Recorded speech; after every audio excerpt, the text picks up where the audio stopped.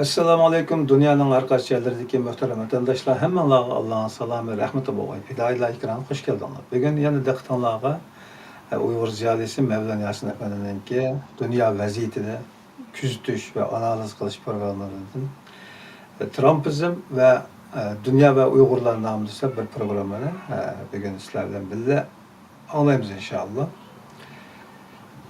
Ekranimizda Mavlon Yasin afandim. Assalomu alaykum, Mavlon aka, xush keldingiz. Vaalaykum assalom uka. Qandavalınız yaxşı duramsınız? Xeyli bu. O'zingiz salomat bo'ldingiz, hamag'aysiz. Orliqda biroz sayohatlarni qildingiz. Voy, bir yil yamanca sayohat bo'lib ketdi. Orliqlar umrog'im berib keldik, Dubay u yoqlarni o'tdik. Undan keyin bir yil mushu Amerikaning atrofidagi Amerika qit'asidagi orollarni bir ko'ray deb u yoqda bo'lib ketdik. Bir yil safar mush oldi keyin yig'sam mush oldimizlik 6 oyda 2 oyda safarda o'tdik. Şuna aşka bu ekranda bu xeyli. Lekin ko'rib turman, ekran chiqib tursa, ko'p rahmat. Abdug'ani birodarning ekranidan chimishini taqdim qilib o'tdingiz. Bizlar biroz turmush besimi oldiga sildi deb. Sen ozliq. Herhalde yana ko'ngan xo'y danglar deganchilar, ya'ni shu millatning ehtiyoji bor masalalarni yana izdinish qilib, yana bir program bilan ko'rishib turibdik, ana ko'rishib. Bugun mana sizningki shu fidoyilar ekranni taqdim qilayotgan programmamizning umumiy soni 46-son ekan. Gerçi haftada yoki oyda deb qaralik bir muntazam bir vaqt to'xtatmagan bo'lsakmi, 46-sonda turibdik. Orliqda bu nurg'un tarmoq temalar bo'lib ketdi-da.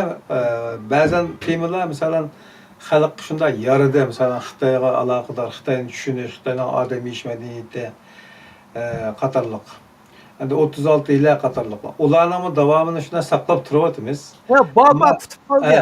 U amma dunyo vaziyati degan bu tema yaşagan, shu davrda yaşagan bir inson bo'lar ustimizda atrofimizda bo'layotgan voqea hodisalarga zaten nazar solmay tura olmaymiz. Ma turmush elashilikka bu narsalar bilan va til va boshqa qiziqish sohalarimizning cheklik bo'lishi tufaylidan gerçi o'zimiz ma'lum sohada izlangan bo'lsakmi, ammo bir edilni mana ko'rib qo'yishi boshqa, to'xtab turib ma'lum birisi deb beray deb izlanishi boshqa-da. Siz ana shu jihatda shu ma'ni deb beray millatga degan bir ko'z qarash bilan maxsus bir temani to'xtatib, uning aloqador o'zingiz qiziqishgan va xalqimiz shunga ehtiyojli deb qaragan sohalarga qadar bir tarmoq mazmunlarni ekilib, bir programma bir leksiya shaklida taqdim qilib kelyapsiz. Yana hamag'aysiz, yana shu rahmat deymiz. Bugün yana şu ilanla berilgandek ve aslında ko'rinib turayotgandek Trumpizm, dunyo va Uyg'urlar degan tema bo'libdi. Programni boshlashdan ilgari ruxsat qilsangiz, mening bir savolim bo'ldi. Trumpizm degan bir so'zni hozir qadar ishlatmadik. Bo'lib Uyg'ur mediasida men ko'rmadim herhalde. Ama herhalde izm, sosyalizm, kommunizm, yani bizim degan gaplar bo'lganda feodalizm shakldagi. Bu izm degan bir narsa, unda bir oddiy emas, hal vazni ig'ir bir narsa deb tushunatdik. Ammo Trumpizm degan bir ismni qo'yishingizga sabab bo'lgan narsa va uning vaznini o qadar izmga ekilishiga sabab bo'lgan narsa haqida biroz qiziqib qoldim men. Bo'lsa, mushaqtimi to'xtalib bergan bo'lsangiz, sizning zaten program boshlashdan ilgari bir kirish so'zingiz bor. Mayli kirish so'zdan boshlang, mayli savolga javobdan boshlang. Marhamat, kirish. Men mushu so'zingizga men bugungi 5ida men Trumpizmning 10 xarakterini so'zlayman. Shuni 5ida Trumpizmni tanishtirib o'tib ketaman. Tamam. Trumpizm biz Uyg'urlar bilan nihoyat munosabatli. Haqiqatan siz degandek mushu men bilmam, mushu to'rni dastlabda mushu xalqaro siz bilan keyin general bo'lib olgan tajalli. Ishlar boshlaganda nihoyat yaxshi vaqtda shunda inglizcha hot deymiz. Qiziq nuqtaliq to'rtdi. Gay kunlari 2dan 3dan qilib ketadilar bu to'rni, to'g'rimi? Suhbatlar shunda qiziq bor. U vaqtlar men chiqmagan texa. Va jamoat bilan bitsin deb u vaqtlar men suhbatga chiqmagan texa Uyg'urchamni birini texa yetishmagan.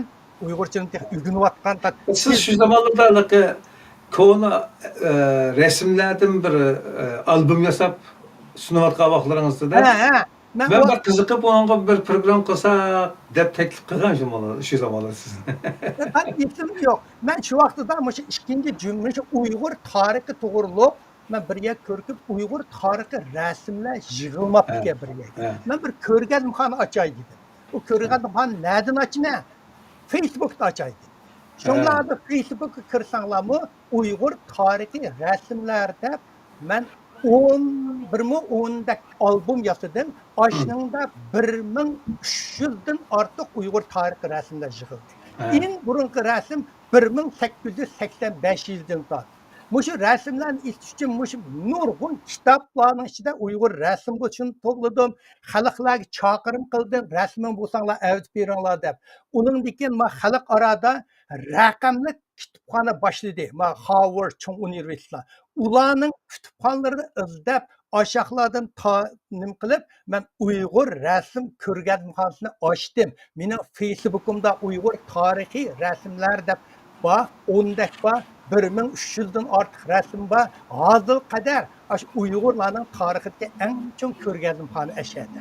Va shuningdan boshlagan, shuningdan uningdan keyin abay deb ketdik. Keyin tajalli ishkinglar batdinglar, keyin nurg'unlar Tuğluq Abdullahning ovozlari chiqdi, Jasoratning naq maydon chiqdi, Nurdugum degan chiqdi, Istiqlol burundim bor, Erkin Osiyasi bor. Bu nurg'un shirkatlar, bunday shirkat deb turay. Bu bir bunday kasbiy tilda shirkat. Bu shirkatlarning asosiy masalan Erkin Osiyo radio stansiyasi Istiqlolning ikkisidan qolganning oqisida pul yo'q. Nagiyga kildigan iqtisod manba yo'q. Hozir masalan Erkin Osiyo radio stansiyasining muxbirlari Uyg'ur tarixida eng yuqori maosh olgan muxbirlar deyishdi. Uyg'urlarning tarixida ulardek yuqori muxbir maosh olgan, lekin unumi eng oz bo'lgan ma'lum davrda boshqa to'rlar chiqqanda xil rol o'ynagan Kimbek chirishib ketgan o to'rni. Shunda to'rki, o to'rni mushtaqla Amerika iqtisod manbasi mushtaq illatgan go'rlaylarga Xitoylar bir gappa dirak o'rilsa maymun tarqab ketdi degandek yo'qolib ketdi. Shuda xususan deb qo'ydi, yo'qolib ketdi. Istiqlolning iqtisod manbasi bor. Iqtisod manbasini ular yig'ib ketib bordi, aldiq ketib bordi. Qolgan to'rlar bir-birlab asta bu iqtisod kirim bo'lmagandan keyin uningga vaqt isrof qilish uchun bedel төлешimiz kerak. Bo'lish uchun uningga fidokorlik kerak. Shunga qolgan to'rlarmi eng oxiri 1 yil chidab, 2 yil asta yo'qolib ketdi. Voy bir aram olay dedi. Hozir qarsam asosiy bu to'rlarda yaqinda Abdurahim G'inininki to'ri u chiqib ancha sudda boshqa to'rlar qolmadi. Shuning uchun sizning hozir qadar mushu shunchalar balini bekib, yana mushu vaqtingizni chiqarib, mushu to'rni, yana vaqtni shu chiqarib, vaqt bilan pul deganning o'tir tanglimi bor qarab. İngilizce'de time is money deydi. Vaqt degan pul deydi. Shuni chiqarib, yana mushu fidokorlik qilganingizga afqasizga alayta rahmat deyman. Bu bir ikkinchi oldidan yana birini deb qo'yay. Menda 5-6 yil bo'lib qoldi, yiliqi allergik deb qo'ydi, yiliqi bir gul chiqsa, yiliq pul tushib ko'rib, buning qichishgan Uyg'urcha nim deymiz, uni sajburlikdan do'q Uyg'urcha. Gollandiyadan baka hoykors deb qo'ydi ekan. Daraxt cheklagan chaqda paydo bo'lgan bir xil tushkurib mavalari zukandab Mishildab kisalgan bayında keserken. Ben oldida apostrayma o'ylamda orange, anarlar degan chechaklar bir bo'lib ketdi. O'ylamning oldi keynida yo'g'on 60 fut atir gul bor. Ular degan iychilib, shuning uchun men jarayonlarimda qay vaqtda bunularim kal tutulib, o'tilab qolsam, oldidan olar, hammalardan apostray olar. Yana bir oldidan so'zlashdim, bir necha yaqinda men Nyu-Yorkka berib, Nyu-Yorkdan 9 kun turib keldim. Şunun aldıda Trump'ınki binasının aldığı berip, Trump'a məngülük biz minnettar bulamayız deb söylesem, Nurgullah sen burun Biden'ni maqtatdıngo deb söyledi. Men Trump'a mı bir şey söyledi? Trump'a məngül minnettar bulamayız. Chunki Trump bo'lmagansa Uyg'ur erkak qirg'inchilik hozirgi dunyoda shakllanmasligi mumkin. U nima boshqalar demasligi mumkin. Trump birinchi prezident bo'lgan vaqtda da'vatdi uni eng oxirida. Shuning bilan dunyo shakllandi. Men Bayden oldingi Baydenga minnatdor bo'laman. Bayden shu siyosatni davomlashtirib, Xitoyga qarshi ilib qolgan barliq Uyg'urlar to'g'riliq qonunlarni hamsi Trump davrida, Bayden davrida o'ttirib chiqdi. Ma Amerikadagi ikki partiya, ikki prezident bular asosiyatda 100% kelishim kelamsimi Xitoyga qarshi turishda Uyg'urlarni irqiy qirg'inchilik deyishda bular Amerika Cumhuriyet Partiyasi bilan Demokratik Partiyasi Bayden bilan Trump bu ikkisi bu yerda birlikka keldi. Shunga bu ikkisiga men alayda minnatdor bo'laman. Buningda yana bir nimam bor. Trump Tower Ameliyatda minnettarlık bildiriş bizning özümüzge ko'rsatgan aloqador qismoq bo'ladi-da uni butun insoniyatiga, butun qilgan etmish qilmishlarga rahmat degan olmaydi bir insonga. Ya ular bilan inkarimiz. Özümüzün münasebetli tarafi. Bu dünya hamma odam o'ziga munosabatli. Masalan, u o'ziga munosabatli ishni qiladi-da, masalan, Saudiya Arabiston, masalan, İran bilan Avstraliya urushda to'liq Avstraliya taraf turdi. Chunki o'zining manfaatini qo'llaydi. Hamma davlat, hamma millat, dunyo bir Uyg'urlar o'zimizda quvonda ishton yo'q, itim mojangul deganda o'zimizda qarimiz yo'q, butun dunyoga duo qilib turgan bir Uyg'urlar qoldi. Boshqa hamma odam o'zininkini qildi. Avval o'zimizda qilish kerak. Endi Trump bugungi narsani Trumpda ya, galiba Trump deb ketadigan ingliz. Trump Amerika tarixida eng jiq nimaga tanqidlashga uchragan mediani olgan prezident. Bu bir kun o'zimi bir kun mediaga chiqmasa unimaydi. Masalan, Baydenlar, Obamalar necha oyda bir chiqib qo'ydi. Ishini qildi. Bu kundalik chiqdi.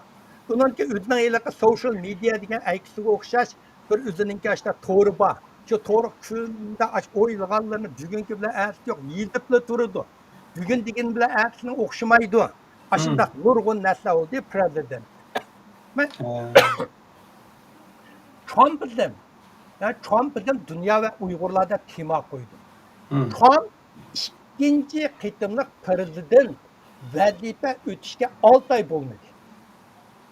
Lekin Amerikaning tashqi siyosatini tubdan o'zgartirdi. 1945 yilidan boshlab Amerika xalqaro qonunni asos qilgan, uchuq qoidalarni asos qilgan dunyo sistemasining boshlamchisi, qo'llovchisi va kapolatchisi edi. Bugun kunda Amerika ko'p taraflimilik. Ben ko'p taraflimilik degan so'zni bugun to'liq ishlataman. Buni men yerda tushuntirib o'tib ketay. İngilizcede multilateralism deydi. Bu degan ma'lum xalqaroliq vazifani dunyoda muzokara qilib, birlikda o'rtaqda ashunga taqobil turishni ko'plik taraflimilik deydi. Amerika ko'plik taraflimilik logikasidan Trump hukumatida voz kechdi. Cümleden Amerika'nın hukukini yürgüzüşte özünü tutuveliş ve dünyaya bulgan rehberlik ve mukumluk mesuliyetinden vazgeçişe yüzlendi. Dair ve sürat, mesela dünya dair ve sürat, bunun tillik cihete itkanda Amerika'nın Amerika'nın diplomatiya siyasının bundak keng külemde özgürüşü Amerika'nın tarixida ancha cho'ng ulga yo'q. Masalan, faqat Pearl Harbor, İkinci Dünya urushida Yaponiya Pearl Harborga tuyuqsiz hujum qilgan va 11 sentabr Bin Ladenlar Amerika hujum qilgan voqeasi qatorliq tuyuqsiz hujumlarga taqobil turishdan boshqa ulgini topqani bo'lmaydi. Bugun kunda Trump hukumati dunyo uzundan buyon ko'nib qolgan ve adetlenip kalgan dünyavi hemkarlıkның tüzüm ramkasını buzuverdi. Amerika'nın bu yeni taşkı siyaseti dünyada çoğun inkas payda kıldı.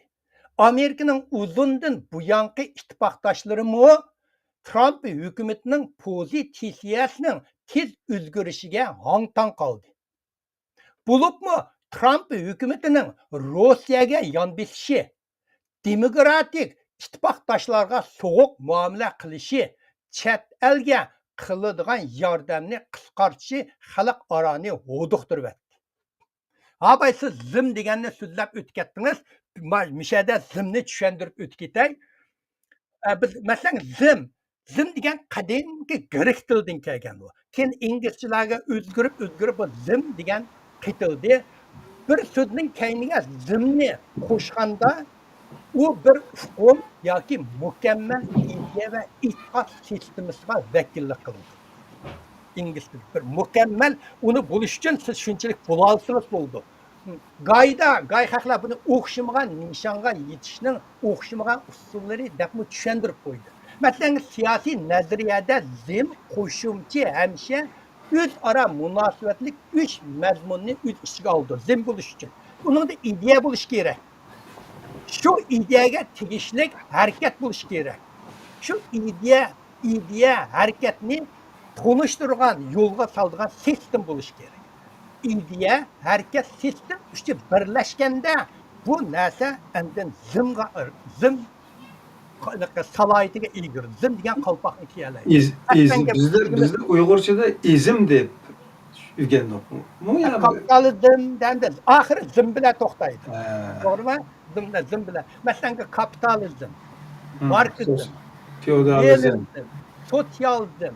Mesela onun degan Darwinizm var. Marksizm mesela.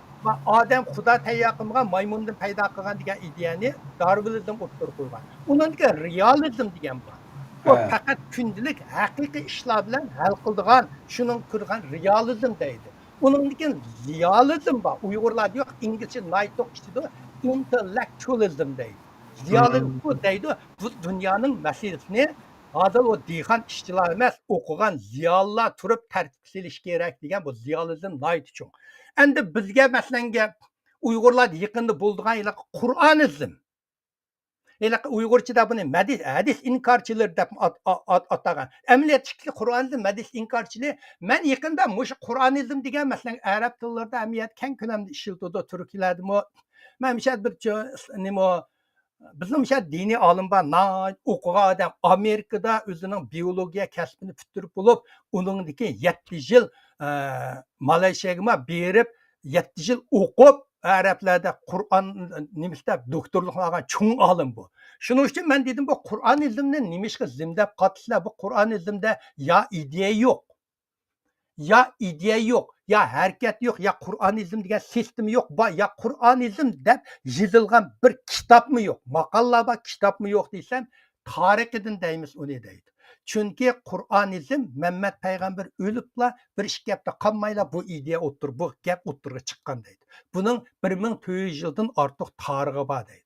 Shuning uchun Arab davlatda buningda haqlar yilidan o'chidi, yilidan chiqidi, yilidan o'chidi, yilidan chiqidi bu ideya. Shunga buningga zim deb at qo'ygan deb u menga tushundirdi, uni tushuntirishni men qabul qildim. Hozir Qur'onizm Uyg'urlarning ishigimi, bu bir 3-4 yil bo'ldi, Uyg'urlarning ishigimi yetib keldi. Amaliyot bu Qur'onizmning tunjisi menmiki deyman, 2000 yildan 2003 yillargacha men u vaqtlar Qur'onni o'qimagan, hadisni o'qimagan, bu Qur'onizmni o'qib bularning gaplarini anglab tunji Amerikaga yin kelganda bir 10 necha yil hech nima bilan pul topimiz, o'qiymiz, uy olimiz bilan o'tib ketdik.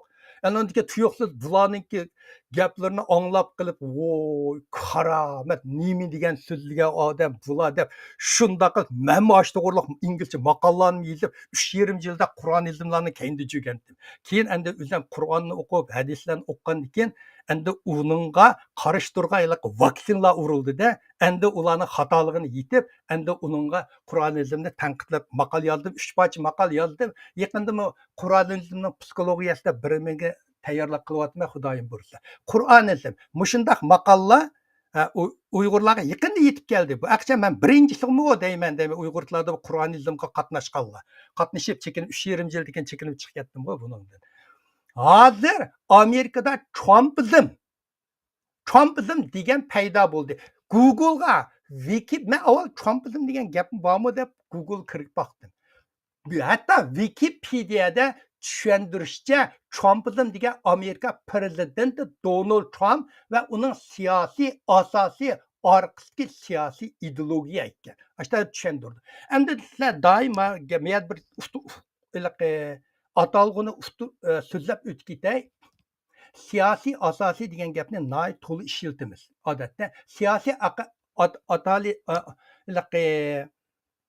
siyosiy asosiy degan masalan u bir siyosiy uqum, qimmat qarashning yadrosi va tuzum prinsipi va shuning atrofidagi a'zolari shuni qo'llaydigan mushu siyosiy sistemaga ma'qul bo'ladigan mushundoq bir tushunchalik to'plamni siyosiy asosiy deb atadi siyosatda.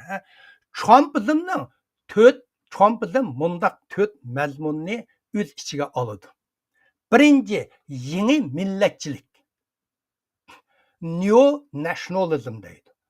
Bu bir xil ideologiyaga va siyosiy harakat bo'lib, tajovuzchilik harakatlarini tashabbus qilmay turib, milliy kimlik va madaniyatni qo'g'dashga ahamiyat berdi. Tajovuz qilmayman, lekin o'zimning milliy kimligimizni qo'g'dayman deydi. Bu to'g'riliq misollar shuncha ko'p. Masalan, 2016-yili Angliya Yevropa birlashmasidan chekinib chiqdi-ku, u vaqtda BRICS degan xat chiqdi. Shu chiqqandimi, mushu yeni millatchilikning kuchida bo'lgan. 2016-yili Donald Trump prezident bo'lganda, mushu yeni millatchilikni asos qilib o'ttirib chiqqan. Yana boshqa misollar bor. Masalan 2010-yildan 2020-yilgacha masalan Italiyaning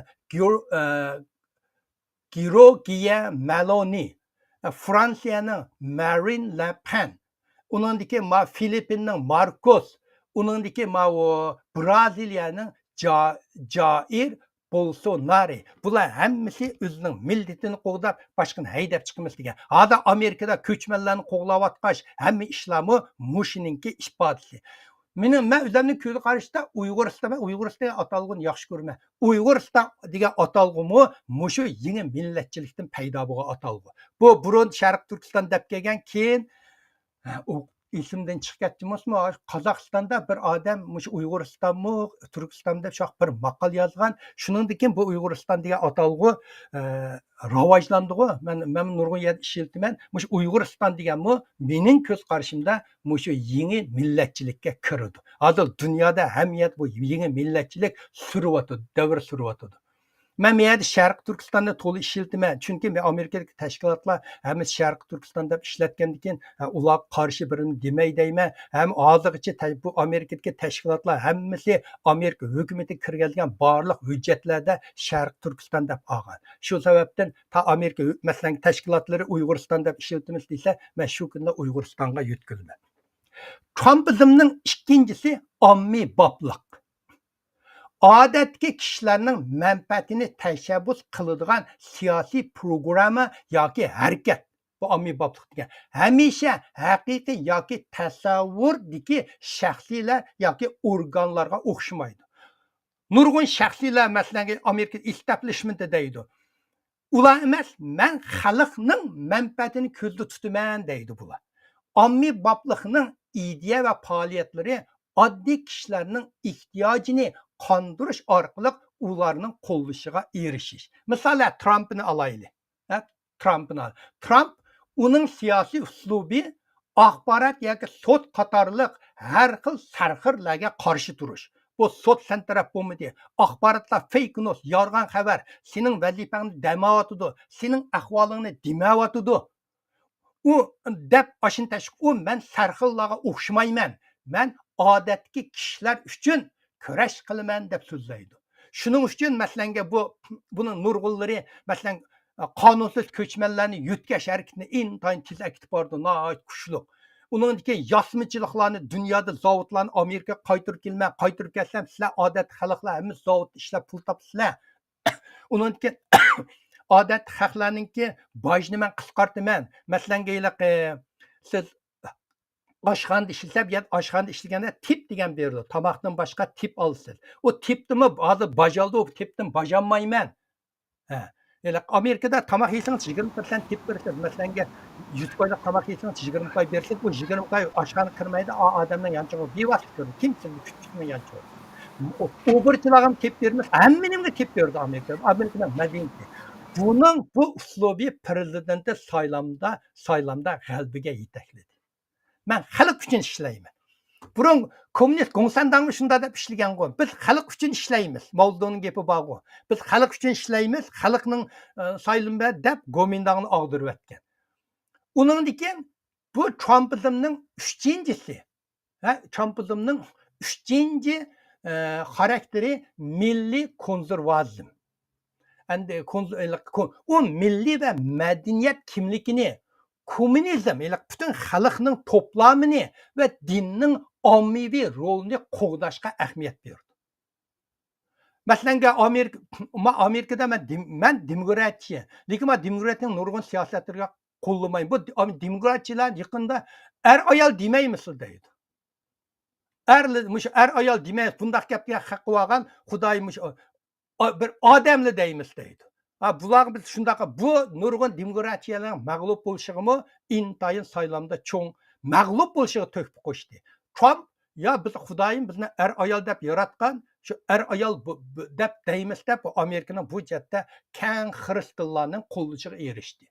O qurilgan organ va urf odatlarni saqlab qilish o'zining Amerikaning qadimki asosiyat aqtalliklarini deymizda, bu urf odatlarni saqlab qilish va ularni o'zgartirishni tadrijiy o'zgartirishni siyosiy afzallik deb qaraydi. Shu buni endi milliy konservatizm deymizda, inglizchada konservatizm deydigan, uyg'urcha kirib baqsam konservatizm deydi. Ya Uyg'urcha hemen lug'atini olgan yer. To'rtinchisi xristianizm. Bu Trumpning deydigani Trumpizm biz Amerikani xristianlar qurgan. Bu xristian davlati. Sen hammani biz butun yerda xristian dinini kuchaytimiz. Chirkovni kuchaytimiz. Maktablarda bo'lsin hamma yerda Xudoni xristian dinini kuchaytimiz. Deb masalan islomizm, mush hamma yerdan kelgan bunday ideyalarni biz qabul qilmaymiz. Ammo qarshi turmaydi, bostirmaydi. Lekin biz xristian dinini kuchaytimiz deb buning qilgan. Bu albatta Amerikaningki Kaliforniya ochiti, New York bo'chat erkin ming xil odam bo'lganda Amerikaning o'ttir shtatining hammasi xristian. Albatta bularning qirishdan ishidir. Mana mushu 4 narsa Trumpizmningki omillari, yadrosi. Bayatning Trumpningki siyosiy jihatda ikkinchi qatamda saylanishiga ta'sir ko'rsatgan omillar qatorida sanalgan moddalarga qaragan vaqtimizda Trump uning shu ovozni qo'lga keltirish uchun shuni qo'llanganmi yoki uning o'zida bir ideya, tushunchalar shuni reallikqa aylantirish uchun shu yo'lda mangishni asos qilganmi? Amerikada New Gingrich deydigan Demokratiya partiyasiniki shunda hozir qadar ta'siri cho'ng bir odam var. Shu odamning siyosatini deydigan yeri xalq nimani yaxshi ko'rsa, saylanib shuni so'zlaysa deydi. Saylanib bo'lgandan keyin sening yurgizishing boshqa ish. Saylam jarayonida xalqning quliqiga nima xo'sh yoqsa shuni so'zlaysan. Demak, undaqda o'sha ovozni, xalqning ovozini qo'lga keltirish uchun ham ashaddiy bo'shliqdan foydalangan ekan. Bo'shliqdan foydalanib, hozir nurg'un siyosatlar o'zining shu vaqtdagi va'dalarga qarshi. Şoňaşka nurg'un ularningki saylamchilarimi, masalan, bojni o'stirish, nurg'un nimalari shu qo'llovchilarning noroziligiga uchraydi. Lekin saylash jarayoni deganda siz xalqning nimani saylasa, anglasa shuni deysiz. Bu saylamda bo'lgan narsa. Jiang Kayshning, Jiang Jieshi, Kuomintang raisning gapi bor, siyosat deganning 99% bo'ladi deydi. Shu gaplar shuni. Endi Trump Amerika diplomatiya siyosatiga akelgan ta'sirini men 10 ga bo'lib so'zlayman. Birinchi, Amerikaning dunyo men to'xtab turib bir suv akirib olay, suv akirishni unutib qolibdim majmular. Tamam.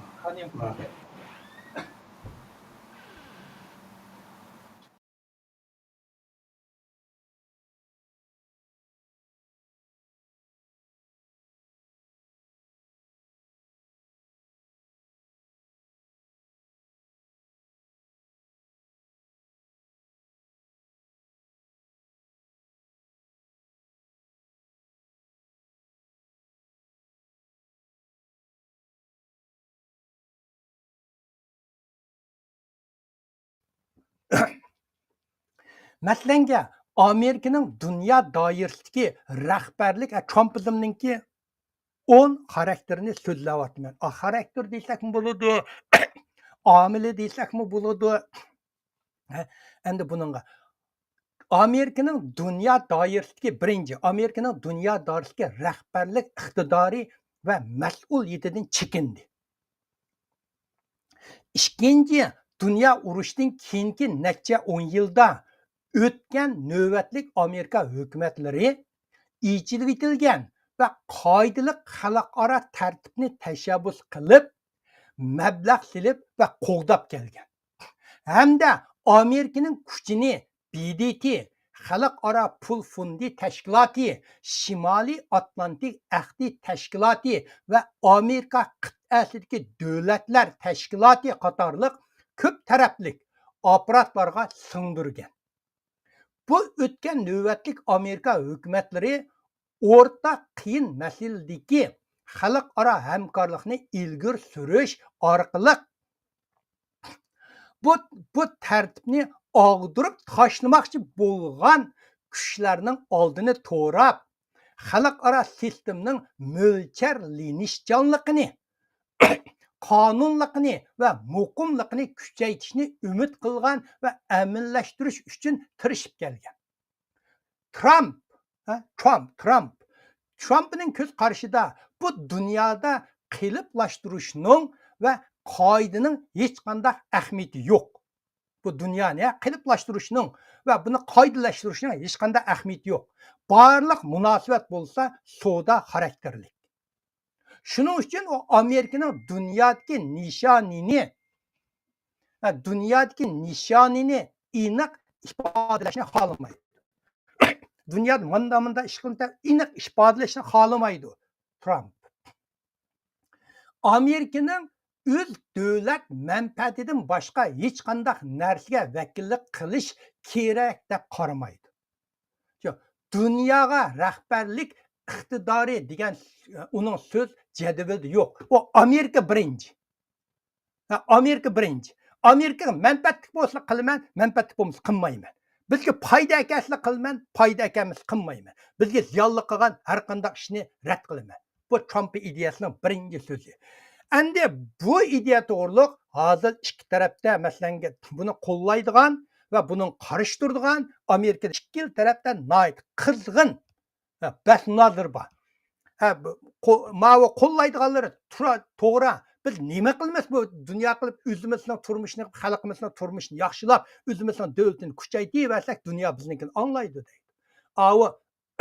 Trumpga bu ideyasiga qarshi turganlar dunyodagi hozir bir zanjirlashib ketgan ya, bir-biriga tutishib ketgan ya, dunyoning bexatarligini, manfaatini nurg'un yerlarda qo'g'dash orqali o'zimizning manfaat qo'g'dildi, o'zimizning iqtisod taraqqiy qildi. Shuning uchun bu ko'p tarafni qo'llaymiz deb ulardirdi. Bu ikki tarafda hozir Amerikaning mayli CNN bo'lsin, Fox News bo'lsin,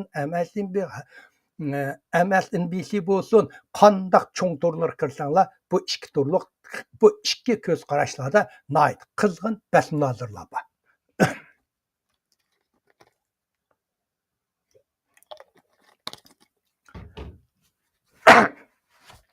Trumpizmning ikkinchi Trumpizmni tarkib topgan ikkinchi narsa Trumpizm bir xil intayin kuchaytirilgan egilik va mustaqil huquq tafakkur andisini tashabbus qiladi. Va bir xil, men buni tushuntirib mangay.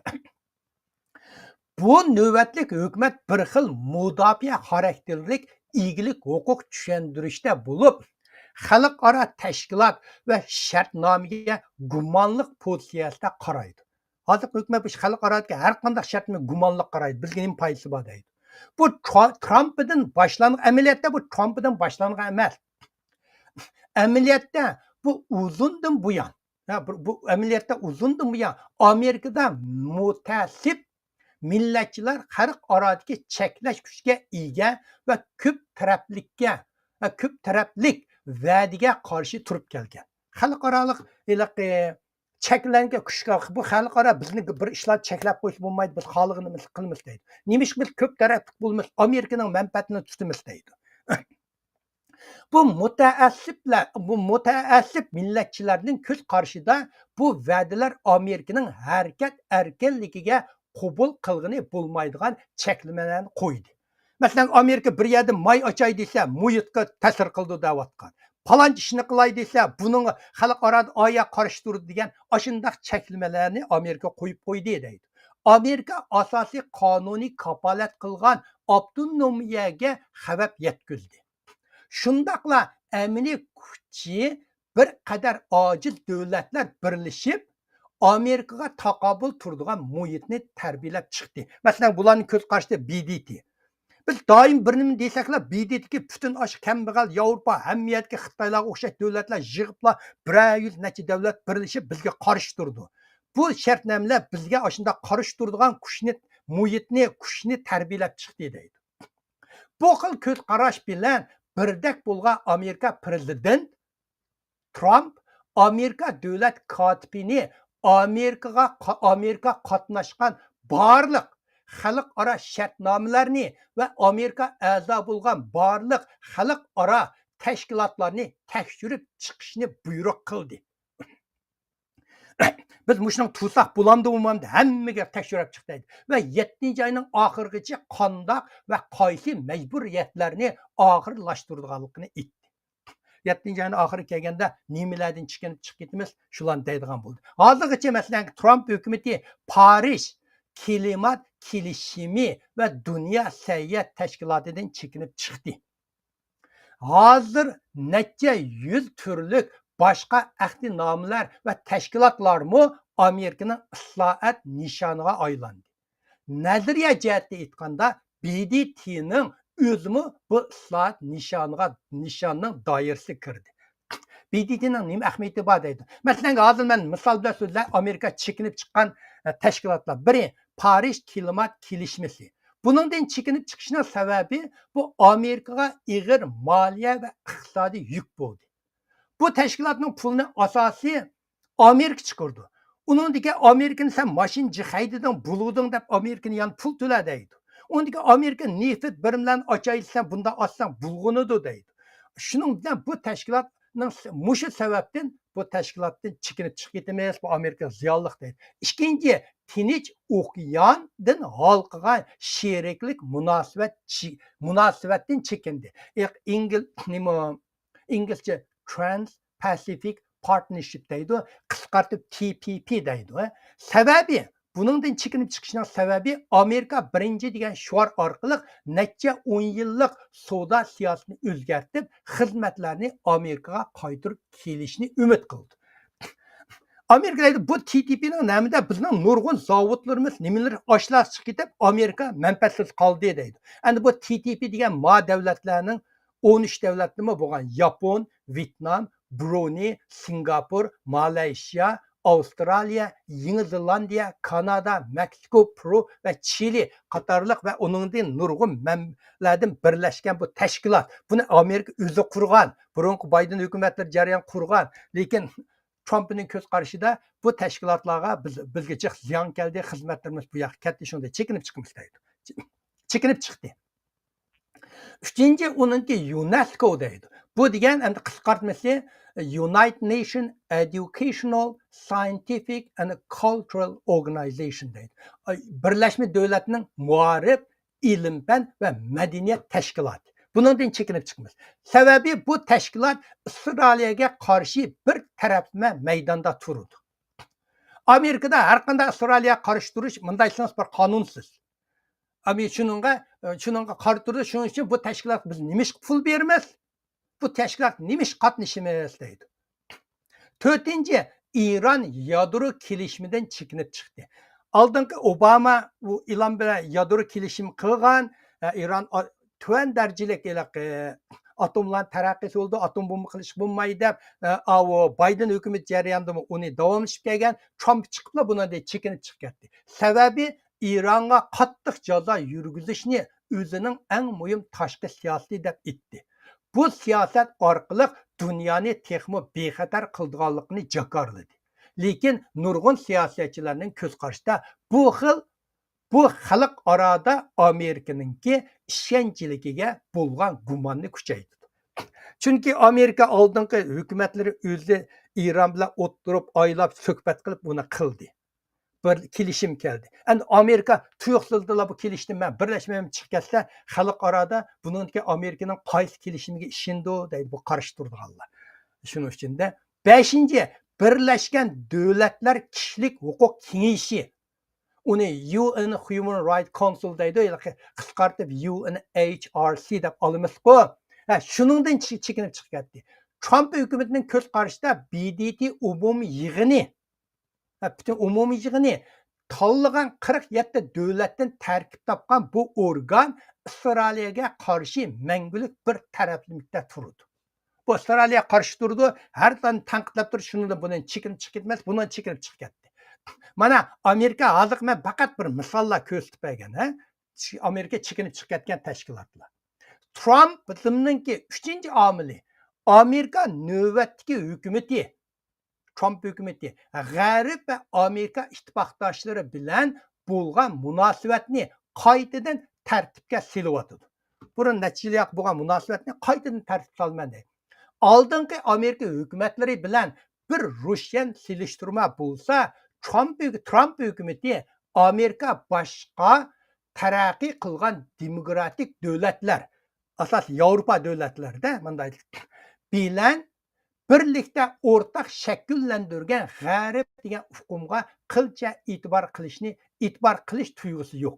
Endi G'arb deganni mushlar birlashib qolgan bu G'arb deganda Yevropa taraqqiy qilgan davlatlar, Amerika, Yangi Zelandiya, Avstraliya, Kanada mushlarni birlashtirib G'arb degan hukm paydo bo'lgan. Buningga hozir Trump hukumati, buningga masalan ancha tuyg'usi yo'q, buni ancha kari yo'q. Shimoliy Atlantik Okean Ahdiyat Tashkilotini misolga olsak, Trump uni Amerikani qoqti-so'qti qilib o'zini qo'g'daydigan tashkilot deb qaraydi.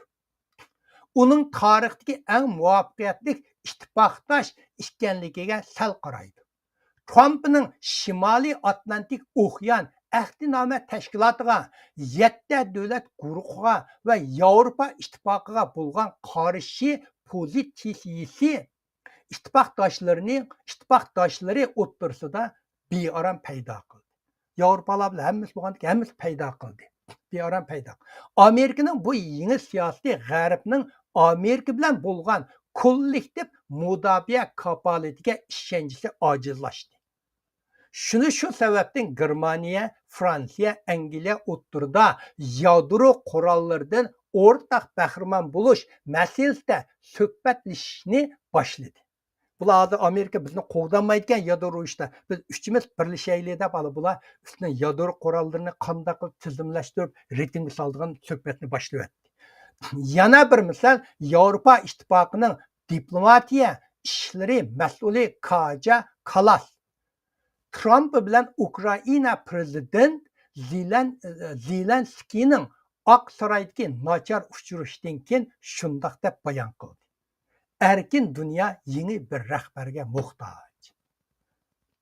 O degani, masalan bu butunlay Amerika qo'llab kelayotgan Zelenskiyni shundoq nachar muomala qildi. Putinga yaxshilik bo'lyotdi. Shuning uchun biz bu erkin dunyoga boshqadan bir rahbar kerak. Biz Yevropa o'zimiz bir rahbar topmasak bo'lmaydi deganni qo'ydi. 4-chi.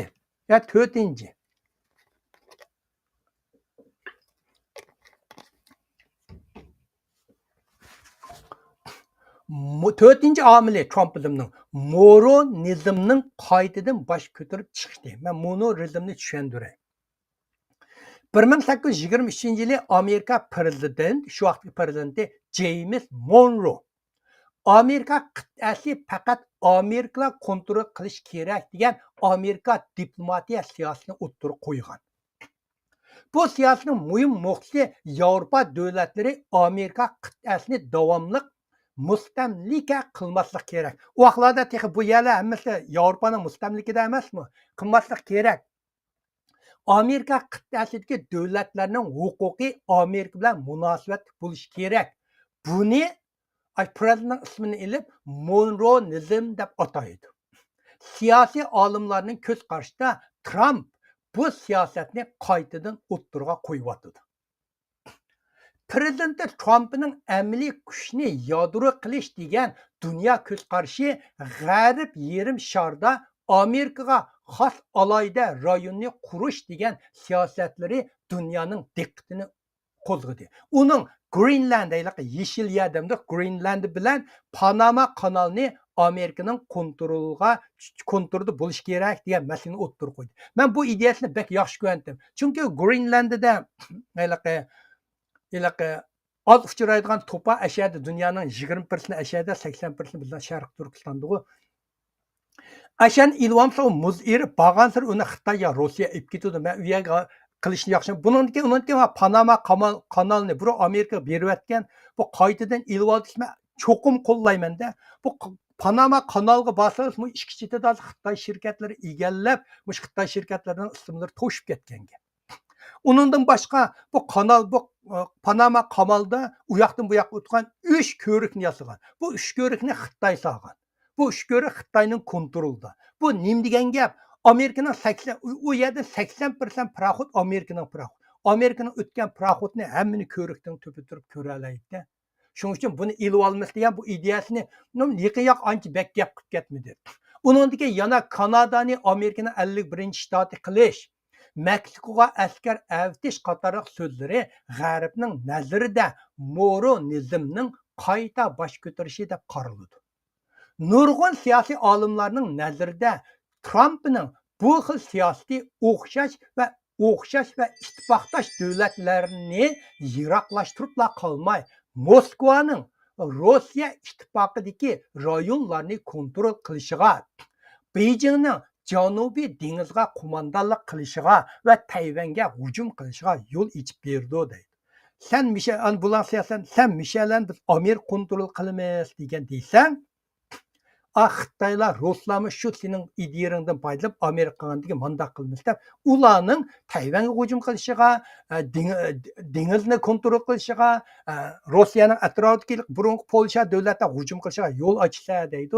Bu xil ikki ko'z qarash Amerikada hozir talash tortish bor. 6-siga tushimiz qo'ydi, yana bir eklama. Men 5-sini saklab o'tib ketdim. 5-sini saklab o'tishimning nasi Trump. 5-sini saklab o'tishim u xalq oradagi qonunni Trump nima uchun yaxshi ko'rmaydi degan u qonunlarni tushuntirish to'g'ri keldi-ki, agar haqiqatan taraqqiyot to'xtab turadi, Trumpning diplomat va xalqaro suhbatda sodichilik usuli deganga akab qo'ysangiz bo'ldi. Men u qonunni tushuntirish, xalqarodagi nurg'un qonunlarni tushuntirish to'g'ri keldi-ki, agar qiziqadigan odamlar bo'lsa, u qonun tushuntirish biroz zerikashlik bo'ldi. Buningda men nurg'un xalqaro qonunni ommabop tilda tushuntirish to'g'ri keldi. Agar qiziqsa xalq men ashuni so'zlab o'tib ketma, mushu munosabatlik 6 cho'ng qonun bor. Ash qonunlarning mazmunini men tushuntirib o'tib ketma. Agar anglashni saylaydigan odam bir 100 odam anglayman desa, yana birisi endi 5-sini shunga tortib o'tib 6-si Trump diplomat va xalqaro suhbatlarda sodichilik usulini yaxshi ko'radi. U bir savdogar emasmi? Uning bir yerlari mijozi bizning mavu Rabindamga o'xshab ketadi.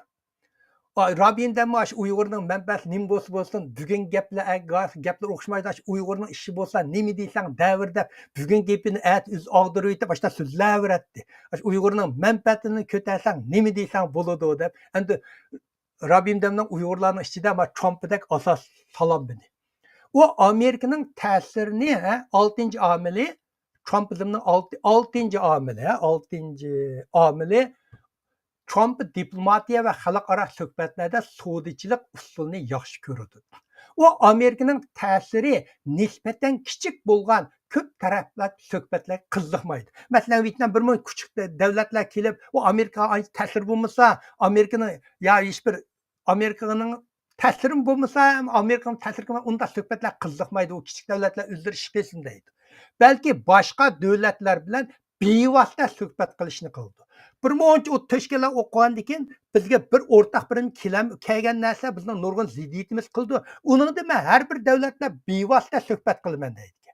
Shu bevosita kelishim qilaman deydi. 10 davlat kelib bir kelishimni xohlamaydi bu. Bevosita kelishim qilib, bevosita qilsa, uning manfaatimi Amerikaning manfaatiga qo'g'dig'ini bo'ldi deydi. Agar boshqa davlatlar bilan cho'qim kollektiv harakat qilish to'g'ri kelsa, Amerika cho'qim yetakchilik qilish kerak deb o'yladi. Uningga Amerika bu yetakchilikni buni nima qilamiz degan qonunni Amerika chiqarish kerak tuzumni deydi. Amerika bekitish kerak deydi. Boshqa davlatlar agishish kerak deydi. O nurg'un qitim Yevropa birlashmasini deymiz-ku, Amerikani yeyish uchun qurilgan deb atalgan. Demisimi Yevropa birlashmasi Amerikani yeyish uchun qurilgan. Uning qurol yarog, harbiy kuchi 90% Amerika turdi. Ular GDP'sini 2% ni ishlatmaydi. Shuning uchun bu Trump deydigan ularimiz boy davlat-ku Yevropadagilar, ularning qurol yarog mudofaasini nimish biz ustimizga olamiz deydi. Shu Amerikani yeyish uchun qurilgan deydi. U Amerikaning manfaatiga ziddiyat keladigan har qanday harakatni qabul qilmaydi. Trumpning kasbiy uyumlik sodisi.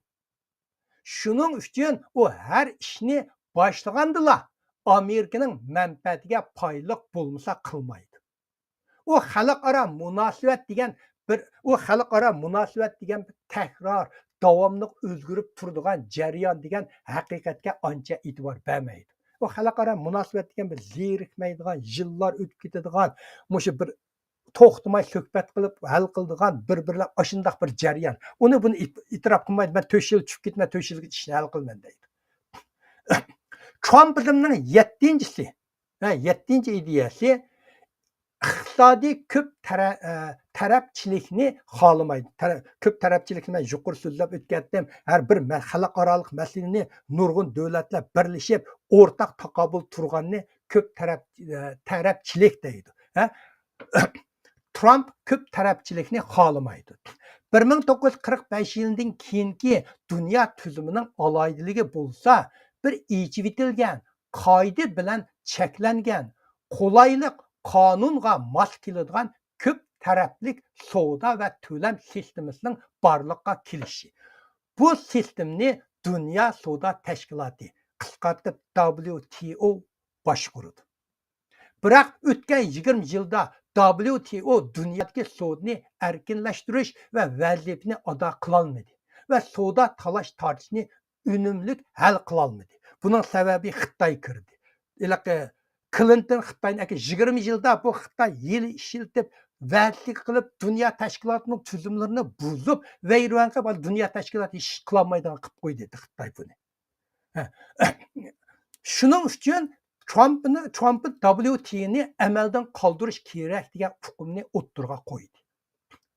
Yoki Xitoyni qo'g'lab chiqarib deydi. Yoki Muşu taraqqiga qitlar chiqarib Yevropa, Angliya, mushu davlatlar o'zimiz qilamiz deydi. Ya uni chiqarib qo'g'lab chiqadi. Trump xalqarodagi turaqliq chegara beji siyosatini buzib tashladi. Hozir o'zi qo'yibdi Amerika. Sendan 60% olma, sendan 70% burun tuzumini hammani buzib tashladi. Eng manfaatdor davlat siyosati ni bekor qildi. Buni most favorite nation deydi, Xitoycha Xuygo deydi deb qo'ydi. Uningda Xitoy oshini 30 yil oshib Clinton bergan, shuning yoqash Xitoy Amerika shunda oz boy tulab, boy bo'lib Amerikani tamas qildi, Amerikani vayron qildi. Shuni amaldan qoldirdi Trump. Aniq ikki taraflik tangpungliq siyosatini tashabbus qildi. Har davlat, men mushu davlat bilan munosabat qilsam, shu davlat bilan kelishim qilaman. İkimiz birlik kelimiz. Mush biri qilib ikkimiz bu siyosat, bu tuzum faqat ikkimiz ishlaydi. Buni tashabbus qildi. Bir dongliq savdo mutaxassisning so'zi bilan aytganda WTO o'ldi deydi. Hozir WTO'ni o'ldi deb qaraydi.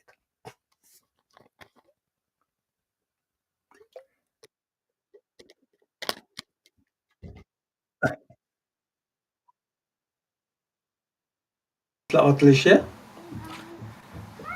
ki nima Xitoy bizga davlatlar emas, Yevropadagilar bilan birlashgan. Keyin Yevropani kengaytirib, nurg'un davlatlarni asta-asta olgan. Clinton kirganda 20 yil burun qanda Clinton Xitoyni akirgan. Xitoy akirib bu tashkilotni nega akir shuni qilyapti-da bu Xitoy. Yani Xitoy kirishdi ilgari o tashkilotning yaxshi. ijobiy roli bo'lgan ekan dunyoda. Voy, intan yaxshi, shunda sistemlik bo'lgan. Bu tashkilotlar Fransiya, Xitoy kelib birini deb uning bir manfaat berib, uning qilib, ananki Fransiya bu o'zgandan va WTO'ning bu tuzumlariga özgürüş kirgizip Xitay bilan bir aşındaqı davlatini kadın çıkırır. Amerika'da mınço näde bir falaket var şu yerda Xitayning qo'li bor. Masalan, yaqin Los Angelesda kichik bir yerda ancha-muncha qalaymiqanchaq bo'ldi. Aşna nurg'un yillik amaliyoti bu tinchlik bilan bo'lgan narsa. Ila xalqlarning ila uylarning dükkanların değerini çıkıp 7-8 maşını köydürüp kalanlar ameliyat hemisi aşı Xitay tarafından menfaat verip sağa adamlar. Aşı bir yerlerge Xitay şundal Amerika bir işi olsa ular iqtisat menfaat verip pul verip aşta bir 30-40 adamlar aşnaşık sip koydu Xitay. Yani Xitayning mujna rezilliklari şu medyada, Amerika medyasida bir xulosalandimi? Endi manda odat so'zlasa nurg'un sodiga so'zlaydi, lekin Amerika hukumat so'zmasanga Xitoy bir 40 odamga pul bersa, u o'zi orqali bevosita bir odamlarni selib uni Xitoy berganligini bilmaydi. Bu iqtisod manbasini nurg'un Xitoy to'rlari qarshimiz. Masalan, Wang Jianning bor nurg'un to'rlari qarshimiz Xitoy so'zsanglar. Bular Xitoylar hamiyatgan Xitoy iqtisod bular asosiy kuchi Xitoy, iqtisod manbasi Xitoy deydi. Amerikani qalaymiqan qilish. Iliqi Mao Zedongning bir gapi bor. 天下大乱达到天下大治的 dünyani bütünle qalaymiqan qilib etgandan keyin endin biz Xitoyga yoqadigan dunyo sistemasi qurildi deydi. Mao Zedongning gapi dunyoni qalaymiqan qilish emas. 天下大乱达到天下大治deydi. Yani bu gapning gapi bütün dunyoni qalaymiqan ma'lumotdan qilib etganda endin biz Xitoylarga manfaatlik yangi sistem qurildi deydi. Mao Zedongning gapi uni uchiq ketdi o'sha vaqtda.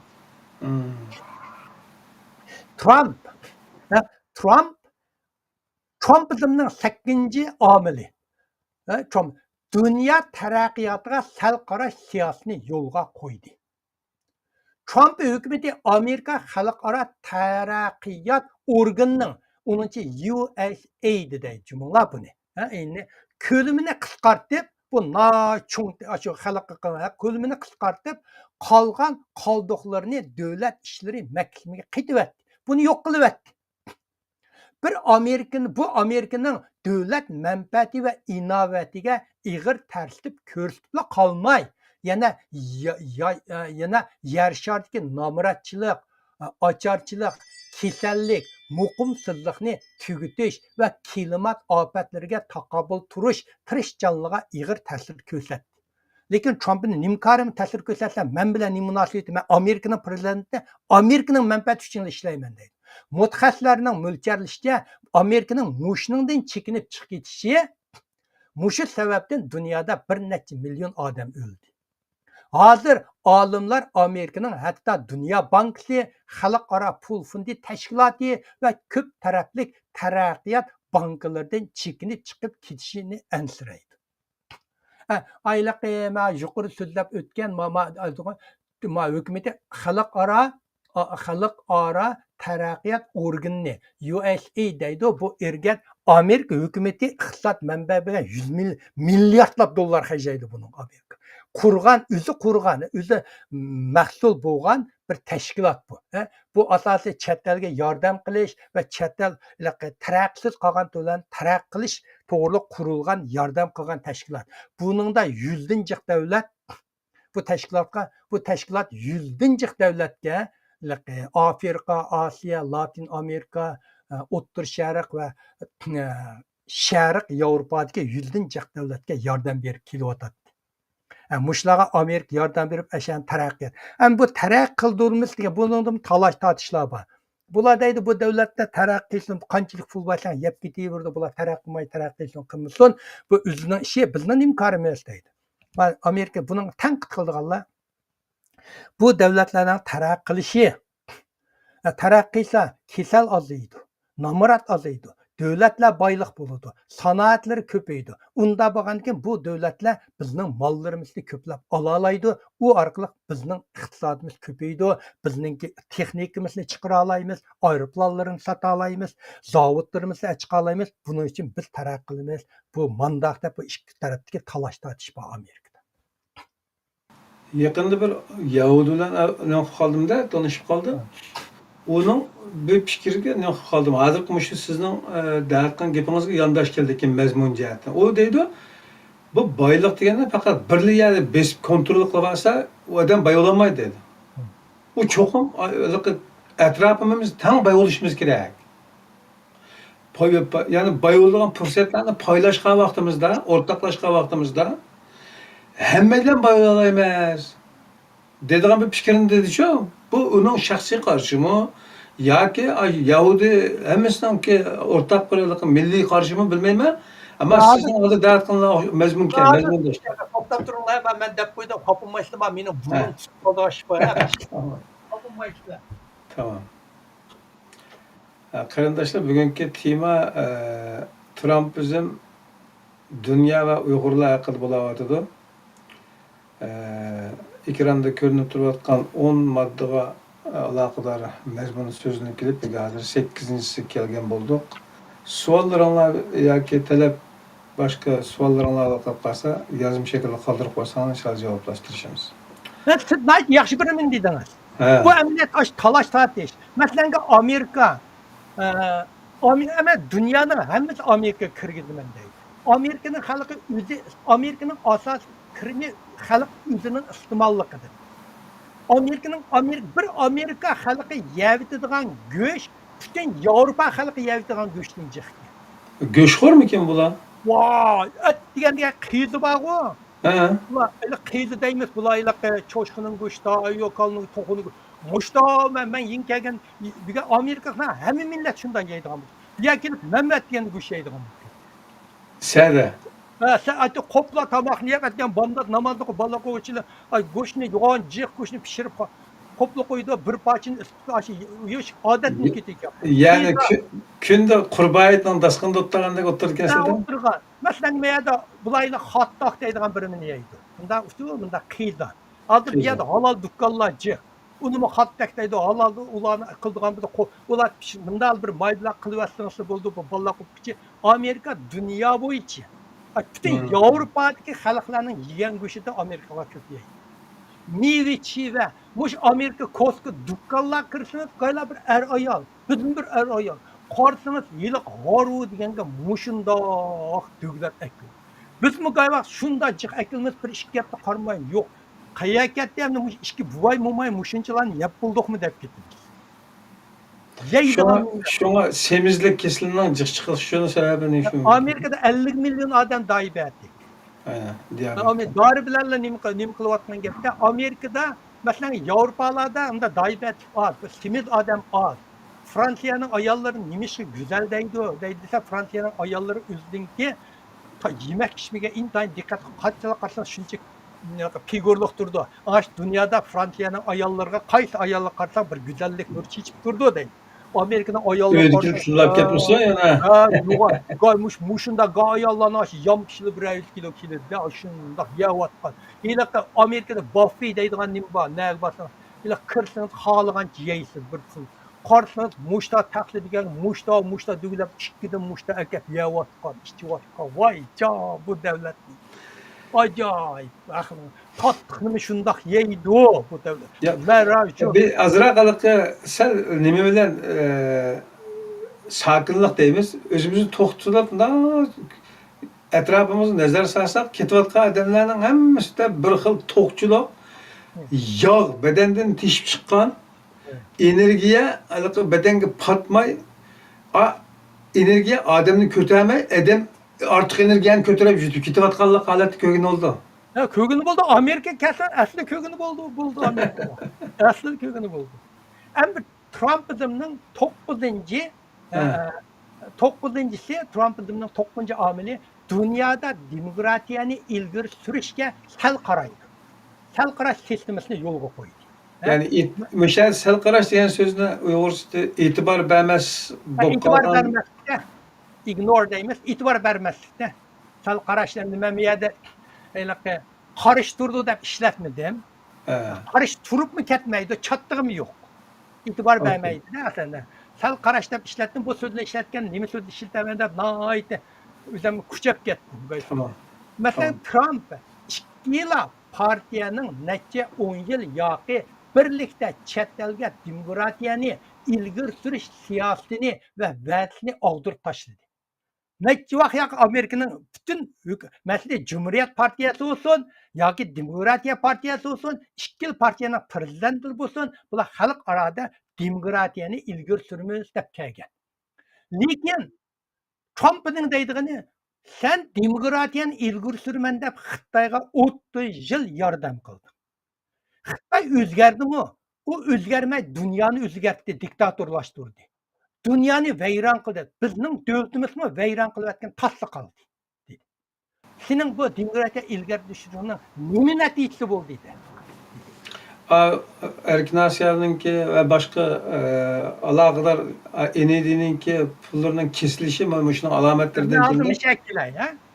Trump Amerika Tashqi ishlar ministrligi va USAID yuqorining demokratiyani ilgari surish faoliyatlarini oxirlashtiribla qolmay, bularni oxirlashtirib yo'q qilyapti. Yana NAD, Freedom House of America degan erkin Amerika dunyosi axborot agentligi vazifasini qisqartdi. Masalan, bularning ichida Voice of America, Amerika ovozi, Erkin Osiyo radiosi qatorliq nurg'un tashkilotlarni o'z ichiga oladi.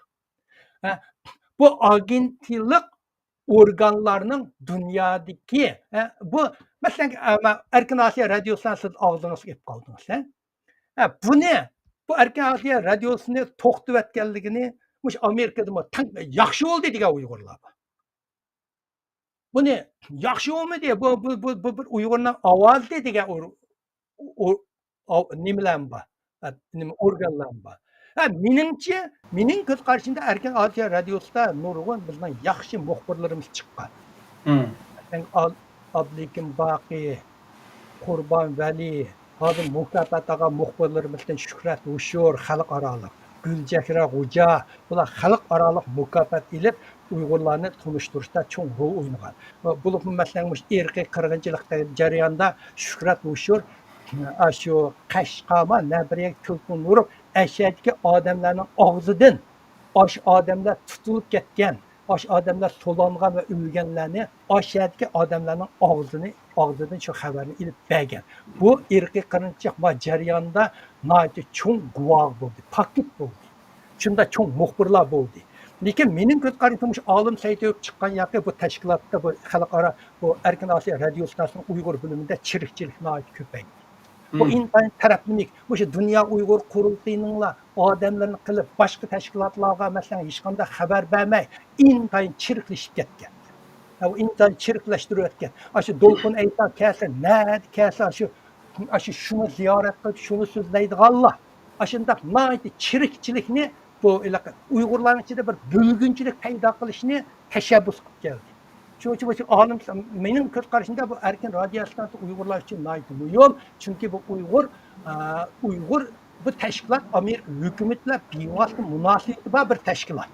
Bunun ichida bizning nihoyat yaxshi odamlarimiz chiqqan, lekin bu tashkilotga islohot ilib yurish to'g'ri keladi. Meningcha agar bu tashkilot qilsa, olim Saytoyevni Erkin radiosidan direktorlikdan ilib tashlab ketish kerak. O başlanıştılar, işin beşintiler başında bir hata bilen başlagan. Anındaki bulduğun ziraat köküdün məlum degen şekilde. Ahırda herhalde yaman boldu, tok tatılıp ketip. Aslında bizden özümüzden iqtisadi bilen, özümüzden ilgili bilen mağdığan bir media şekilde bolgan bolsa, hazırlıkmış iqtidarlıq muxbirlar avvaldan chiqib, mavada ishni davom qilgan bo'lsa, taxan yaxshi bo'lardi. Masalan, bugun kunlikda istiqlol o'rnini bo'shatish kerak. Saviya jihatda agar saviya jihatda o'zidan saviyalik muxbirlar bugun bor ekan, o'tirda. Merkezsen ma ishni qil, ma avval kirib, markir ishlasam boshqa ish qilay deb o'rnini bersa, ish boshqa bo'lardi. Hozir bu bir qilmishimizni deb qo'yibdi. Da'vo bedel berib turib mangdirdigan odamlarning qo'lida emas, o da'vodan jambaqadigan odamlarning qo'lida qoldi degan shaklda bir ifodalabdi ekan. Mushu ishlami shundakinde? Mayli endi hammamiz jambaqimiz Amerikaga chiqib. To'g'rimi? Men Amerikaga chiqib, sizlar nurg'uninglar chiqib Amerikaga vatan uchun, millat uchun kurashgan chiqqan deb so'zlaydi. Men Amerikaga vatan uchun bugungidek bunda so'zlayman deb chiqmaganman Amerikaga. Men Amerikaga mening tashlab chiqish nishonim Amerikaga chiqsam, unvon ilib vatanga qaytsam, universitetiga borsam, professor bo'lsam, o vaxtlar ziyalılarning itibar nayçı professor bo'lsam Ürümçide yuqaraq uy berdi. Cemiyatda obro'yim bo'ldi, maoshim yuqaraq bo'ldi, ishlarim hammasi yaxshi bo'ldi. Men faqat shu maqsadda Amerikaga keldim. Unda cho'nglar nurg'uninglar o'ylagandek vatan uchun chiqman, men o g'oyalar kelmagan Amerika. Men kelmagan. Men shu oddiy shu vatan kelgan. Masalan, istiqlollar bular o'zlari bir yerdan iqtisodni hal qildi. Aşkı ulanın müzakirde ilak asasiyetten ilak komünizm sistemisi kumandanlık kıldı müzakir. Karşı fikir yok. Söhbet adamlar söhbet sözleydi ya. Kini, obdan, yaxşı. İlak fikirde söhbet adamga karşı fikir yok. Şimdi hiç kanda bir yerde bir söhbet emesde ilak asasi bu ilak komünizm sistemlik söhbet. Endi buni bizdan aniq ular qanday qilsa u o'zining bir organning ishi deb turlar, ichki ijod qo'rmalasini qilishda. Lekin iqtisodiy kirim qilishda agar bir vatan millatning nomini qo'llanib turib iqtisodiy kirim qilgan bo'lsa, bu cho'qim vatan millatning manfaatini asos qiladigan sistem bilan ma'nish kerak-ku bu. Agar unda qilmagan vaqtda bunun o'zini diniy jihatdan xiyonat bo'ladi deb o'tirib chiqqan demak Kösen ustoz bilan qilgan programmada ajna bir program bo'lib, ya'ni vatan millatning nomini qo'llanib, kirim qilib, shaxsiy o'zining tashkilot chemberlik doirasida chiqim qilib turib olsa, bu xiyonatning cho'mi shu. Men anladim. Shu latida shu. Şu, digininiz to'g'ri. Lekin ular endi bir bu endi istiqlol endi Uyg'urlarning ichidagi eng uzun bo'lgan bir axborot organi deyim Uyg'urlar shu nimlarning ichidagi. Uzundan qilib endi masalan ular masalan bir odam chiqib ketsa, u odam aslında maosh olib, maoshdan quruq qilishni xohlamaydi. Nega xizmat qildi? Endi u soatdagi nurg'un odamlar ash ishdan chiqib ketsa pul topolmaydi.